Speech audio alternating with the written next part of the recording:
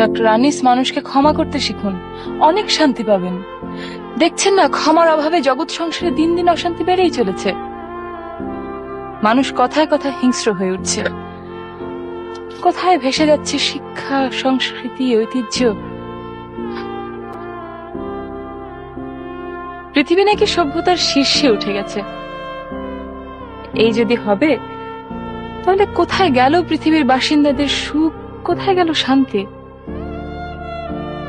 পত্রিকার পাতা খুললেই বুকটা ধক করে ওঠে। জ্বলছে প্রাসাদ, পালাচ্ছে মানুষ প্রাণের ভয়ে, আকাশের এক প্রান্ত থেকে আরেক প্রান্তে ছুটে যাচ্ছে মারণাস্ত্র। বাবার হাতে খুন হচ্ছে সন্তান, সন্তানের ঘাড় ধাক্কা খেয়ে রাস্তায় ছিটকে পড়ছে বাবা মা। স্বামী স্ত্রীকে অবিশ্বাস করছে, ভেঙে যাচ্ছে ঘর সংসার। বলতে পারেন ডক্টর আনিস, এসবের শেষ কোথায়?